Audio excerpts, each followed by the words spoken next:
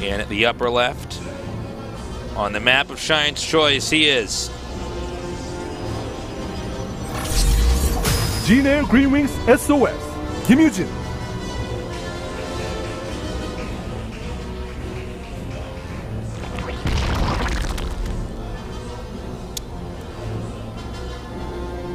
his opponent down here in the bottom right, already eliminating Flash. Can he eliminate SOS? Samsung Galaxy can shine. Lee Young-han.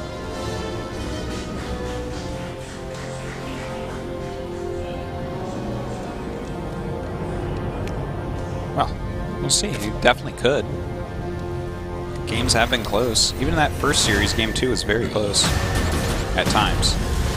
He needs to stop going two-base Swarm Host, if you ask me, Tasis. Yeah, he seems a little bit dependent on that. I wonder if that's a reflex in the game where he's like, this is happening. Well, I think he just like uses a lot, and it really isn't in style anymore because it's not really the most effective way to use Swarm Hosts, and it's like very expensive and kind of hard to use if scouted well. So, you know, maybe that's why it works out so well for him. People just aren't as practiced against it anymore. Let's talk about the previous time these guys played. If you guys didn't join us a few hours ago, there was a really nice cannon rush here after the fact. He like made a pylon there, and then he checked, and then he saw that nobody was going to go down there and hit the pylon, so he made the two cannons. Yeah. This time around, Shine has made some adjustments. Oh, hold on. Double cannon, as it is an offensive hatchery. Yes. And, well, Shine loves doing moves like this. I love offensive hatchery, to be perfectly honest. It's fun to cast. It's fun to watch, and I actually find it fun to play against even as a Protoss. Yeah, well, it makes you think a lot. I mean, sometimes the early game can be so roboticized. Well, obviously this will have to get canceled. Yeah, that's not going to finish in time here. Some strategies you can have where you let it finish and it dies, the Broodlings come out and the Lings hit the cannon is on the other side, and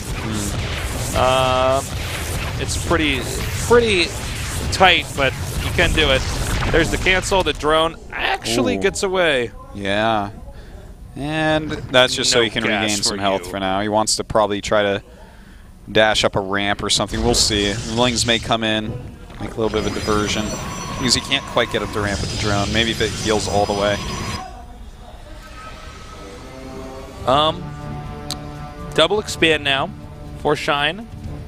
And keep in mind, these hatches are actually a little bit ahead of when the Nexus is going to get done, because he did a hatchery into cancel against SOS. So that's something to definitely bear in mind here. I mean, the tempo for the Protoss has already been interrupted. The rhythm's a little bit off. But, you know, I would say it's pretty normal right here, right now, for who's ahead of who. It's, sure, you know, there's no big edge here. Definitely could go either way. We'll have to see what they want to go for. It looks like Shine for sure wants to get into some macro play, at least a little bit, into 3 bases with no gases yet. The Queen now comes down here. The drone's just transferred a little bit too soon, but he can fix that in a second. And we have a Stargate coming here. I'm under the impression these players might be about as exhausted as we are at Tosis. This has actually been, I think, our longest day of the season. Yeah. Actually longer than any day last season as well. Yeah, it's a pretty long one. Close to the 5-hour marker here. Yeah. So we are seeing a little bit of off play from these guys here. Also, keep in mind, Shine just got out of, before this, another best of 3 here where he beat Young Wob. So, all right, so Stargate, Tasis, you think Phoenix or Oracle? You know what, with Shine, I mean, excuse me, with SOS, I'm not entirely sure. I think I Oracle. think Oracle. Yeah. I think. Well, it's Oracle. All right. Well, right. Good thing I let you guess there and then said it right after you did. So that was a smart play by me. Both SOS and me making really good moves so far here today. Yeah. Really staying on top of our game. Indeed. I'm the only one taking risks here. No, you are clearly the Shine in this matchup where I just sit back and see what you're doing. Very reactive. Yeah, very reactive play. So the Link's coming up now. Nice surround there. He should micro back that Link. Oh, wow. Unacceptable. That Zealot had longer arms than normal. That was a Dulcim of Zealots. Yeah, it felt that way. And wow. a sneaky third Nexus, which gets spotted. But then again, you know, with an Oracle popping out, you can just shoot down. See? Yeah. I'll let this Oracle do the explaining for me. Die. Well, he doesn't say too much, but actions speak louder than words in this case. This is true, and those actions resulted in the death of 4 Lings. You know, they say a picture is worth 1,000 words. Well, what about a video that's shot at 60 FPS, Tasteless? How many words is that worth? Like 1,000? A lot. Yes. Here comes the Oracle now. The blood of those Lings still on its photon pointers. It's photon pointers. Yep, that's the technical term for them. Ling speed is, what, about 1/3 of the way done with a layer nearly finishing up. He hasn't completed the little wall in there and wants a gateway or a pylon. That's fine too. Not totally tight, but that works. Yeah, it's the surface area there for Lings is, you know, not very attractive. 2 more Stargates, Artosis. Yeah, he's going for his patented Void Ray style play. He will eventually end up going into charge lots and trying to do I don't know how strong this build is on this map. I suppose he can come down and hit the 3rd base for the Zerg over the cavity I in gotta the upper say, right, but yeah. I feel like what was the map we saw it on before? Why is this map's name escaping me? It is King Sejong Station. King Sejong Station, thank you. I thought that was a better map for this, but let's see what happens here. I mean, okay. I like King Sejong Station for it. I kind of like this map for it as well, just because it is kind of a big map and there's a lot of airspace to fly over. There's islands here as well, and a Void Ray-based army can probably hold those reasonably well. And, you know, I guess the best part about it is it's so long that some of the scary, like, Hydra and Queen Hydra timings that come out and sometimes kill you when you're going for a mass Void Ray strategy, they would take way too long to walk across the map. So you kind of can just go mass Void Rays with impunity. There's no way for them to punish you for this in the early or mid game. They have to like really work up their composition. You make a really good pointer, Tosis. I really like what you outlined there. Let's see how Shine goes. Okay, Nidus Network. Coolio. Well, that's one way to get across the map quickly, isn't it? And look how many queens he's making as well. It is one of these Hydra Queen timings I was talking about that is scary. I guess this is the one way where you can do it quickly enough that it can punish you on this map. Because otherwise, they would take like 100 years to walk all those queens over. Let's see. Okay, he does not actually scout that. That would have been a big game changer if he had seen that structure being made. Void Ray is coming down now. Also, he does have a mothership core, so let's say the Nidus Network pops right outside of the base. He can send him back, but then again, if he sends him back, what if the Hydras are just right underneath the recall? Yeah, you know? Yeah, that could be an issue if he gets up there quick enough. Now, this is a really nice move. This is something that, like, I remember Alicia doing this a long time ago, where you get your quick +1 for Void Rays and mothership core. Now, the +1 doesn't quite line up because you got a quick 3rd. Oh, this is kind of an awkward situation. He's tagged the Hydras, so yeah, so he has to like send these through at the last second. Probably act like they're going to do something else. Look, he actually Shine's done so well here. Now, he's going for the main base, but I think the reason he came up here was to draw units so that you could go hit the 4th, because normally you want to kill the 4th with this. So he turns around and should be able to zap this 4th now. That all the heard the sound effect there. Yeah. And he's going to have these Void Rays here. Yeah. Cannon time. Like hammer time. Hopefully you can't touch this. Well, he's shaving away at the entrance, but I got to say, this is pretty formidable. It's pretty scary. Yeah. He's got to get these cannons to actually warp in. Yeah, and that's why he needs to go up closer and actually hit these cannons. Right. I think that's actually too many Void Rays. This is a really good hold. Really nicely done. Thing is, this isn't done yet. He can kill the 3rd probably, I would say. This many queens with that many transfusions is so hard to kill with this army. Things just never die. Yeah, but he holds the natural, which is really good and important. Zerg's 4th base is just now finished, by the way. The bottom center.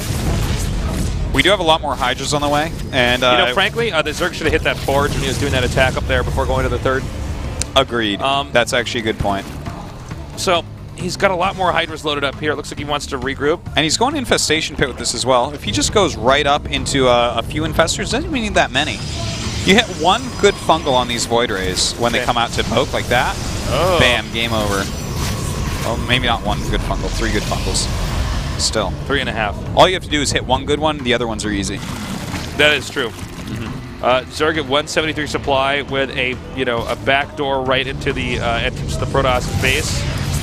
Queen's now actually in the front here to tank some of the Void Ray attacks, so the Hydras on the side, starting to deal the damage just out of range of some of the cannons. Now edging forward here. Ooh, really good play here by SOS. Look at him force all those units back and kill the top piece with the Void Rays. Great army splitting there by SOS. Forced army splitting, I guess. Yep. Another Oracle comes over here. Just not enough, though, to take out that Hydra.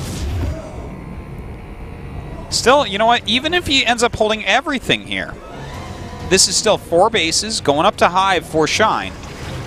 So it's not like Shine's dead because this attack hasn't worked. Yeah, this is very true. I mean, Shine is functioning actually 5 bases soon. He's kind of, I mean, Protoss is stuck inside his base, but I don't see Zerg actually running him over now. You can see he's been so focused on defense, he definitely banked up a lot of minerals and gas. So I think he's going to try to finish up the remainder of his production here, get some more gateways. Yeah. He needs to get like actual units out, like Zealots and High Templars. He needs to get charged. He needs to get some upgrades for his ground units. In fact, I'm worried he might have taken a little bit too long to get those units out. Now Zerg has a lot of minerals and gas here, and he's going to the layer. He may try to switch into a huge Spire Tech or something like that. Possibly. Now, this is a fantastic attack. He really understood exactly how many units were there and moved out at the perfect time to just completely one-sidedly destroy them. Yeah. Nicely done. We do have 7 Infestors on the way, but Gateway Tech has been started here for SOS, so we'll probably see him go into some High Templars pretty soon. You know, I gotta say, he really dealt with that very well, because I've done builds very extremely similar to what SOS is doing here many times, as I'm sure a lot of people have, and when they come in with a lot of Queen Hydra, especially so suddenly, like through a Nidus, it's a very scary thing. It's extremely hard to actually hold on to that, but he split everything right, he got the cannons up, he stalled correctly. It was really expertly done. The Void Ray's now coming around here. Notice Zerg's supply back blocked, but he's still maxed out. So he definitely remade that entire army really quickly. Let's see if he gets his hatchery over here in the upper right. And meanwhile, with the Zealot sitting at the bottom left. Oh my god! Oh, that's the worst thing that could have happened to SOS. Another fungal. The chain fungal's now coming down. And that is so much hard work that is all for naught. Yeah, that was a big mistake. In fact, his Mothership Core got really far away there. I think he must have looked away, because if he had sent it right back and recalled, he may have been able to save a few more. But as is, he lost a huge chunk of his very expensive and hard to replace army. What I like about this, now he's going for Vipers, now that the unit count's lower, so he can harpoon out the other Void Rays, anything else he sees that's worth its while. Yeah, looks like that's about all those will do for now. Maybe even Blinding Cloud later on as he switches out of Zealot Storm. Because you can't stay Zealot Storm forever. Like, eventually they get enough spines, they get Swarm Hosts out, stuff like that, and the units get countered, and you need to tech elsewhere. I love how there's creep in front of both bases, by the way. Like, he just can't clean that creep up because he has no detection. You know, with the creep actually out there, I'm looking at this, I'm wondering how easy it's going to be for the Protoss to try to get that additional base. He's cleaned up some of the creep tumors there, but Zerg is on 5 bases to the Protoss's 3. Although then again, I guess the Zerg's creep spread hasn't been spectacular either at his own base. Well, you know, he had so many queens up here. It's hard to really give that a lot of love and attention when you're also doing this, this timing push outside the Protoss's base. So Protoss, SOS I should say, now expanding to the north. Be the king of the north. There you go. King of the North. Migrate, the king of the north. Yeah. It was a really accurate reference. I really like that. Yeah, I mean, you can't deny it. He's not in the south, you know. I mean, That's really, true. There's nothing truer I've said in the cast. Yeah. Sorry, guys. Well, right now, there's only 5 kingdoms down in the south. That's true. Depending on where you consider the north and the south, you know, where the wall is, of course, and where you're from. Well, this is outer space, so obviously down is south and up is north. Obviously. Sorry, guys. We're on like what we've been casting for. This has been a long day today. So a lot of Vipers here. Ooh, I like it. Bro moving these Infestors to just a little bit extra of a surprise. Now, the Protoss's air army is over here in the bottom left, the majority of it. So this timing over here, especially with the Nexus not being finished, I mean, he just wipes that out. Protoss cannot afford to let that finish. By the way, Zerg about to shoot up to 5k minerals and about 2.5k gas here. Well, here we go. The battle is actually happening. There we go. Well, flies in the back with those Phoenixes, and they all die in a matter of seconds. Ouch. Probes joining in with the my God. Zealots. Oh, look at this. Very nice move with this air army that was left down here. Well, these Void Rays can definitely clean this up, but can the Protoss actually hold over here? In fact, I don't even see a Templar here or anything. Yeah, he's got to come in from behind with his High Templars. He has 8 of them. He has some charge lots. Oh my God, the Fungals are really good. The Fungals are really, really good. Shine is so good at max range Fungals. Yeah. It's like actually ridiculous how good he is at it. One of the better Zergs I've seen with that. Yeah, he's great at it. Well, some really good Side Storms still going down. That it's hard with these Hydras being split micro like this. But meanwhile, Protoss does take out bottom center location. But of course he is. He can't be losing that. And he's going to work all back, but is he going to do it in time? Well, no, yeah. That's an attack move and not a targeting. Okay, so he does end up holding this. I would have thought a targeted attack would have been more effective, actually, for the Zerg. Maybe get rid of the Nexus there. Then again, I guess when I look at the supplies, Protoss have had to finish 3 attacks. It's kind of close, and you know what? He killed off a lot of Infestors. He kept a lot of High Templars alive. He still has his Void Rays. Not so bad for SOS like it could have been. He's taken 2 additional bases, and he did kill 2 hatches during that. So Zerg is only on 4 base right now, and his 4th up at that kind of middle-ish top area isn't really perfectly saturated, so his income isn't as much more as you might think. I gotta say, Shine really taking advantage of this big-ass map and just expanding everywhere. Yeah. I mean, really identifying the Void Rays can't attack both sides of the map. Utilizing that Nidus Worm once again to be able to pick this off.